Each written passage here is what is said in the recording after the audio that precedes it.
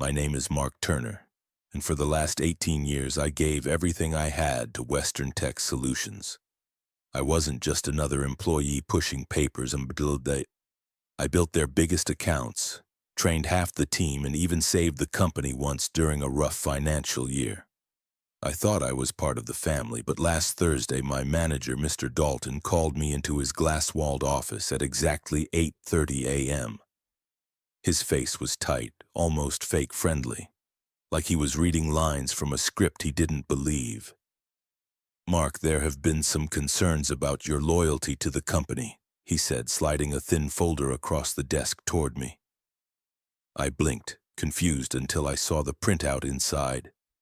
An email thread, screenshots, private notes from a recruiter I'd spoken to after hours. He tapped the folder lightly and said, "After all we've done for you, this is how you repay us?" My heart dropped. I wasn't trying to leave. I wasn't even serious about the job offer yet. But sitting there, hearing those words, I realized something awful. This wasn't about loyalty. This was about control. And Mr. Dalton wasn't planning to just scold me. He was planning to rob me of the bonus I had spent the whole year earning. I sat there, clutching the arms of the chair to keep my hands steady while he leaned back like a king handing down a punishment. "Effective immediately," he said smoothly. "You're being removed from the annual bonus list due to breach of trust." The bonus. My bonus. The one worth nearly $50,000. I felt the air leave my lungs. Not because I was fired, honey, he wasn't even firing me. He just wanted to make sure I stayed, worked hard the rest of the year, and got nothing for it. He thought I would just take it, that I would walk back to my desk, smile like a fool, and keep making him rich. But Mr. Dalton had no idea who he was messing with. I wasn't just going to walk away quietly. I was going to make sure he lost everything he thought he had safely tucked away. I walked out of Mr. Dalton's office slowly, the weight of what had just happened pressing heavy on my chest. It wasn't just about the money, although $50,000 wasn't exactly something you shrugged off. It was the way he had done it, the smug satisfaction on his face, like he was doing me a favor by not firing me outright. Like I should be grateful to still have a seat at the table even after he snatched the meal out from in front of me. My coworkers, people I had mentored, trained, stayed late with on weekends, glanced up from their desks, pretending not to notice me. The news would spread fast. In an office like Western Tech, bad news traveled quicker than wildfire. I knew by lunch everyone would know Mark Turner, senior account director, had been disciplined for disloyalty. That's how they'd spin it. Quiet whispers, sideways glances, just enough pressure to make me quit on my own so they wouldn't have to pay severance. Have you ever faced a situation where your boss tried to take credit for your hard work or treated you unfairly? Share your experience in the comments below. But I wasn't going to quit. Not yet. I packed up my laptop and walked outside, the early morning sun sharp in my eyes.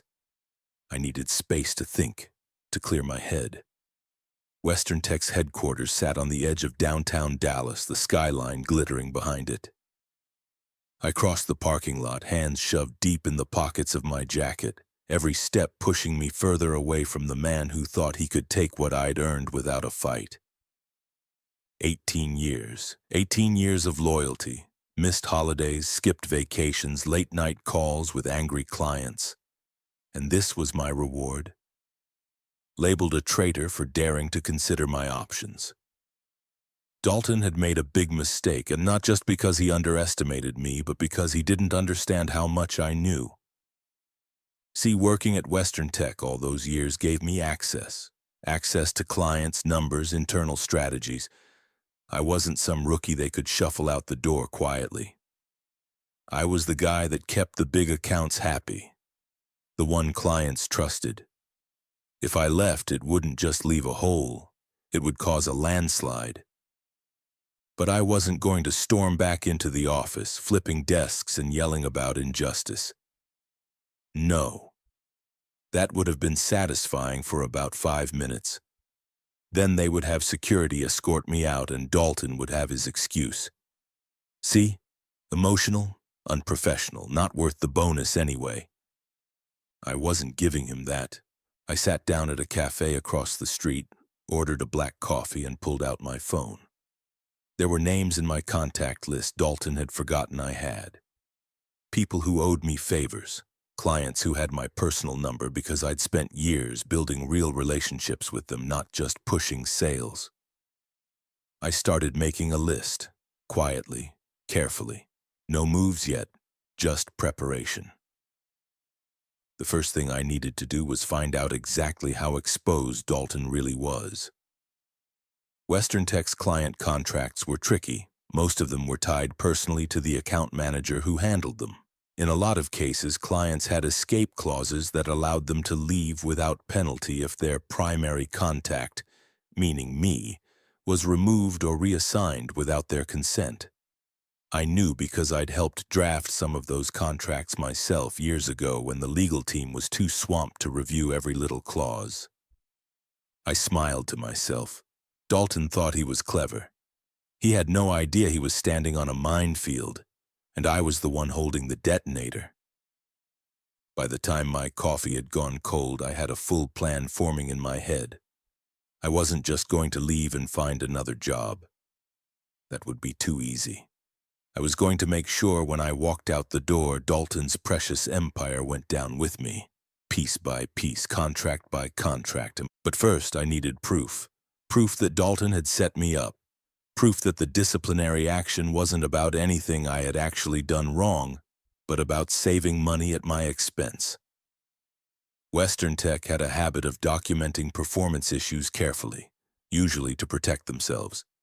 But if Dalton had acted alone, if he had made this decision without HR involvement or board approval, then he had just exposed the company to a lawsuit they couldn't afford. I wasn't planning to sue, not yet, but it was a card I wanted to keep in my pocket. I pulled up my email on my phone, the personal one. I still had the congratulatory note from Dalton himself, sent only 2 months ago after I landed a massive renewal deal with one of our biggest clients. Outstanding work, Mark. Couldn't have done it without you. The irony nearly made me laugh out loud. I quickly forwarded the email to myself along with a few others. Internal praises, performance reviews, bonus discussions, a paper trail of my value to the company. Next, I texted an old friend from accounting, Robbie Haynes. Robbie was one of the few decent guys left in that place, and he owed me big after I covered for him during a billing mess a few years back. Hey Robbie, need a quick favor. Call me when you get a chance. It wasn't long before my phone buzzed. Mark, everything okay? Robbie sounded nervous, like he already knew something was wrong. Not really, I said, keeping my voice low. Dalton pulled some moves this morning, need a little inside info. He hesitated. Man, I gotta be careful. They're watching everything right now. Just need to know one thing, I said. Did Dalton go through HR before he pulled me off the bonus list? There was a pause, a long one. No, Robbie finally said. No formal process, no documentation. He just decided, said you weren't aligned with company values anymore. That was all I needed to hear. Thanks, Robbie, I said. You just saved yourself a lot of future headaches. I hung up and leaned back in my chair, letting the information sink in. No HR, no board approval, no documentation. Dalton had made it personal, and now it was going to be personal for him too. But I wasn't rushing it. No, not yet. I was going to be patient, methodical, strategic. Every move needed to be clean, professional, bulletproof. I would stay exactly where I was, smile when needed, nod at meetings, finish my work. Meanwhile, I would be quietly pulling out the foundation from under Dalton's feet. One client at a time, one mistake at a time, and when it all came crashing down, he would have nobody to blame but himself. The next few days were the hardest part, waiting. I had to swallow my pride, sit through meetings where Dalton acted like nothing had happened and pretend everything was normal. It was the kind of slow, grinding patience that burned in your gut. Every morning I walked into that building, gave a nod to the security guard, and sat at my desk like I wasn't planning the very thing that would tear this place apart. Every time Dalton walked by, tossing a smug glance my way, I smiled back politely. Let him think he had won. Meanwhile, my real work was happening behind the scenes. I started reconnecting with old clients, checking in casually under the radar. Nothing official, nothing that would trigger any alarms. Just small things. An email here, a lunch invite there. No pitching, no poaching. Just a friendly conversation. But it didn't take much. These were people who had worked with me for years, trusted me, relied on me when things got tough. And they noticed something was off. "Everything good over there, Mark?" one of them asked during a lunch meeting downtown. He was an older guy, ran a manufacturing business that brought Western Tech millions in contracts every year. His tone was casual, but his eyes were sharp. "Things change," I said simply, sipping my iced tea. "Management has different priorities now." He nodded slowly. "Well, if you ever decide to move on, we'd be interested in talking." That was all I needed to hear, and it wasn't just him. Over the course of a week, I had similar conversations with half a dozen clients, all hinting the same thing without saying it outright. If I went, they'd think about going too. I wasn't twisting any arms. I didn't have to. Dalton had built his house on my back, and now he was about to find out what happened when you kicked out the foundation. Still, I knew that taking clients wasn't enough. Dalton would fight to hold on to them, offer discounts, throw in free services, promise the moon. Western Tech had deep pockets, and Dalton was slippery. If I wanted to make sure he couldn't recover, I needed something stronger than client loyalty. I needed exposure. That's when I remembered something. A quiet conversation from 2 years ago, something I hadn't thought about in a long time. Back then, we had landed a major government tech contract, and there had been strict rules about how the bids were handled. Transparency, fairness, full disclosure. At the time, I wasn't involved directly, but I remembered hearing whispers that Dalton had smoothed things over with one of the review committees. At the time, I chalked it up to office gossip. But now, with everything he'd done, I wasn't so sure. I dug through my old files that night at home, flipping through project folders and email backups I'd saved out of habit. It was tedious, frustrating work. Most of it was just regular project chatter, schedules, contracts, nothing exciting. But then, around midnight, I found it. An internal memo, a casual email exchange between Dalton and one of the sales directors, joking about nudging the contract into place with friendly incentives. It wasn't a smoking gun by itself, but in the right hands, it would raise a lot of questions. A slow smile crept across my face. Dalton had played dirty to win that deal, and if the wrong people started digging, he wouldn't just lose his job. He could end up in court. Still, I wasn't planning to go nuclear, not yet. First, I wanted to finish laying my groundwork. The next morning, I came into the office early. I printed out the key documents, not too many, just enough to matter, and sealed them in an envelope. No notes, no signatures, nothing that could be traced back to me directly. Then on my lunch break, I walked 3 blocks over to a law office I had passed 100 times but never entered until now.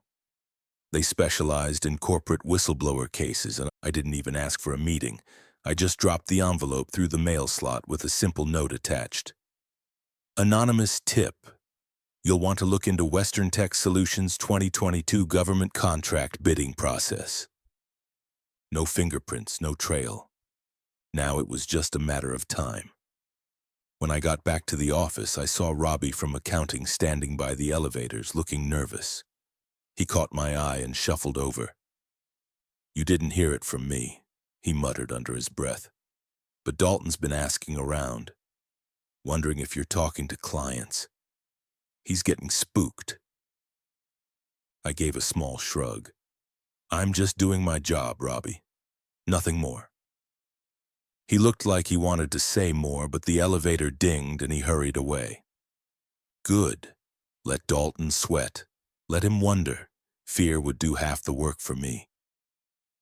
That afternoon during the leadership meeting, Dalton announced he was restructuring client management, assigning junior reps to accounts I had built from scratch.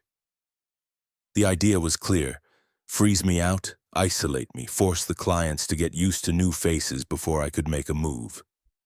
It was a smart play. If it hadn't been 2 months too late. Most of those clients had already lost trust. They were just waiting for a reason to leave.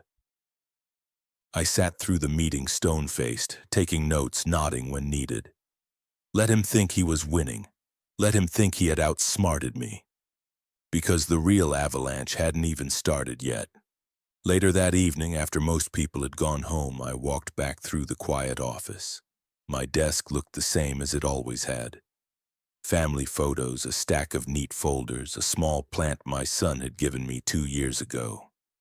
It felt strange knowing it was all temporary now. I wasn't sentimental about it. This place had been my second home for nearly 2 decades. I'd given it everything I had. But I wasn't walking away empty-handed. I was walking away smarter, stronger, and ready. And soon Dalton would see exactly what a mistake he had made. He thought he had stolen my bonus. He thought he had humiliated me, but he was about to lose something much bigger. Everything he had built, everything he thought he controlled. And the best part, I wouldn't even have to lift a finger to destroy him. He would do it to himself. The next week was like standing on the edge of a cliff, feeling the rocks start to crumble under your boots. The office buzzed with a strange tension. People spoke in hushed voices, glancing over their shoulders like they expected something bad to happen any second. I kept my head down, working steadily, never giving anyone a reason to point fingers. On the surface, I was the model employee. Below the surface, though, the cracks were starting to show. And not just in Dalton's carefully crafted empire. Monday morning, the first domino fell. One of our biggest clients, Convergent Industries, sent a short, brutal email to the executive team. Effective immediately, they were terminating their contract with Western Tech Solutions. No warning, no negotiation, just gone. The news hit like a punch to the gut. Convergent represented nearly 10% of our annual revenue. I watched from my desk as Dalton stormed out of his office, red-faced and shouting for the account managers. He blamed everyone. Poor service, slow response times, even lack of innovation. But deep down, he had to know the truth. Convergent hadn't left because of the junior reps. They hadn't left because of delayed projects. They left because I wasn't the one answering their calls anymore. I almost felt sorry for Dalton. Almost. The rest of the day was chaos.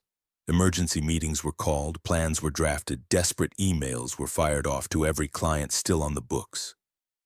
Dalton held a town hall meeting late that afternoon, standing stiffly in front of the whole company in the main conference room. "We're going through a period of transition," he said, trying to sound confident. "Change is never easy, but it's necessary for growth." The words rang hollow. Everyone in that room could smell the fear, thick and sour in the air. I sat near the back, arms folded across my chest, watching him squirm. Watching him realize that he had started something he couldn't control. But the real storm was still on the horizon. That evening, after everyone else had cleared out, I stayed behind.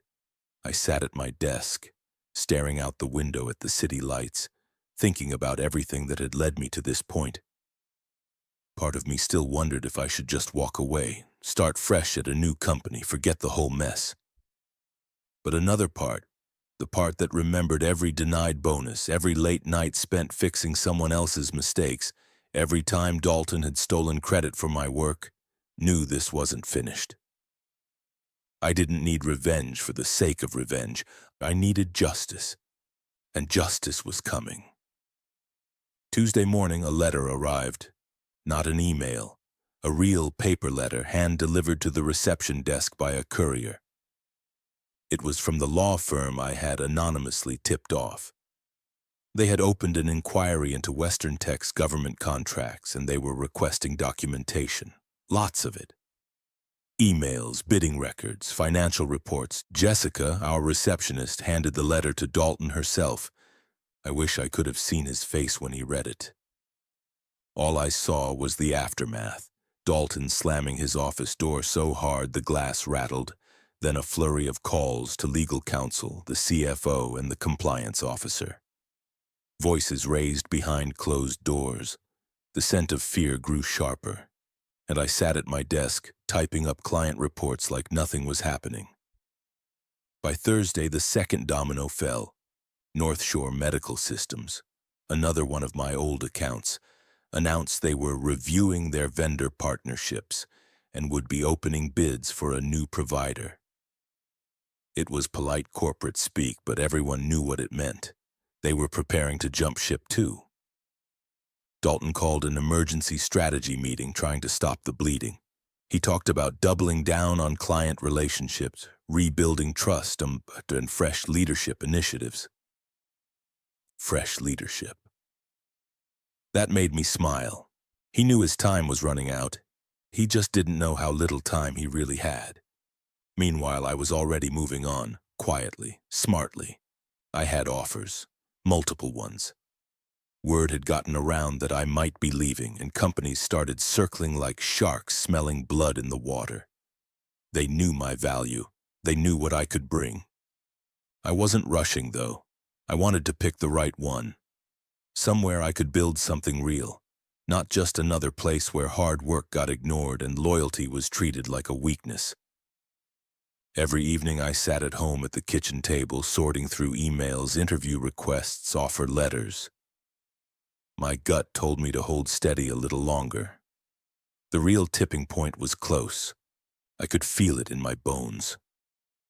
Friday morning it finally happened. A black SUV pulled up outside the office and two men in suits got out. Auditors sent by the government agency that had awarded us the big contract 2 years ago. They didn't announce their arrival. They didn't smile. They just flashed badges and asked to speak with Dalton immediately. The entire office froze. You could have heard a pin drop as the suits walked through the front doors. I didn't have to wonder what they were here for. I already knew. Dalton tried to handle it behind closed doors, but you can't hide an investigation like that. Rumors spread like wildfire. Fraud, misconduct, misuse of funds. By lunchtime, everyone was whispering about what would happen next. Some of the junior staff started quietly updating their resumes. A few others started sneaking personal items into backpacks, ready to bail the moment the ship sank. And me? I leaned back in my chair, sipping lukewarm coffee, and smiled. Dalton had kicked the first stone off the hill when he tried to steal my bonus. Now he was watching the whole mountain come down on top of him. And the best part? I hadn't lifted a single hand in anger. I had just let him be the architect of his own downfall. But I wasn't done yet. There was still one more move I needed to make. One final step to make sure that when Dalton fell, he fell so hard he would never get back up.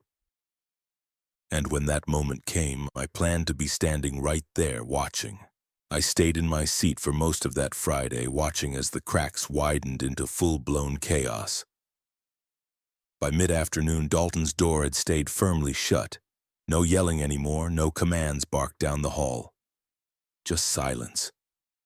The auditors came and went between conference rooms, asking for documents, pulling people aside for quick conversations. You didn't have to be a mind reader to know things were falling apart faster than Dalton could patch them. Around 4:30 p.m., an all-staff email went out. It was short, sterile, and full of legal language, but the message was clear. Mr. Dalton had been placed on indefinite administrative leave pending an internal review, effective immediately. I read the email twice, letting it sink in. The man who thought he could strip me of everything, the man who smugly smiled when he stole my bonus, was out, suspended, sidelined, finished. Some people whispered disbelief. Others hid smiles behind coffee mugs, but nobody said anything out loud. In corporate America, you didn't dance on graves. Not publicly anyway. I gathered my things calmly, my laptop, my notebooks, the old family photo I kept tucked behind the monitor. One of the junior reps, a nervous kid named Andy, stood by my desk looking pale. "You leaving too, Mr. Turner?" he asked quietly. I smiled. "Soon enough." He nodded like he understood, even if he didn't know half of it. I didn't turn in my resignation that day. I wasn't rushing. I was still owed my final paycheck, my unused vacation payout, and, funny enough, a severance package that I had just quietly renegotiated through HR after they got spooked about the sudden government investigation. They didn't want any more bad press. They wanted the troublemakers to leave quietly. I was happy to oblige, on my terms. The following Monday, I walked into the HR office with my letter. Professional, polite, effective immediately. No bitterness, no drama. I shook hands, thanked them for the opportunities, and walked out of Western Tech Solutions for the last time. The sun was bright overhead, the air crisp. It felt like the world had shifted under my feet. Not in a bad way, but in a way that made me realize how heavy that place had been on my shoulders for too long. A clean slate. 2 weeks later, the news broke publicly. Western Tech Solutions was under formal investigation for contract fraud. Clients started pulling out left and right. The stock price, for what little private shares the company had, plummeted. And as for Dalton, word was he'd lawyered up, trying desperately to cut a deal before the government filed charges. He wouldn't be smiling in a corner office anymore. More likely, he'd be smiling for a mugshot. Meanwhile, I had landed on my feet. I accepted an offer from a rising tech firm on the other side of the city.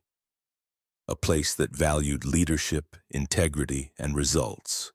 Not politics, not power games. They didn't just offer me a salary that respected my experience. They offered me a real voice at the table, a seat on the leadership team, a future. It wasn't just a new job, it was a new life. One where I didn't have to beg for respect.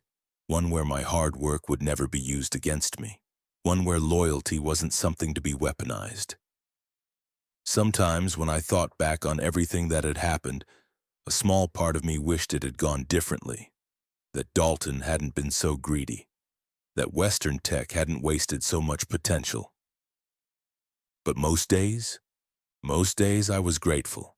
Because if Dalton hadn't tried to steal my bonus, if he hadn't tried to cheat me out of what I'd earned, I might have stayed another year, another 5, another decade, wasting my best years at a place that never really valued me, and instead I was free.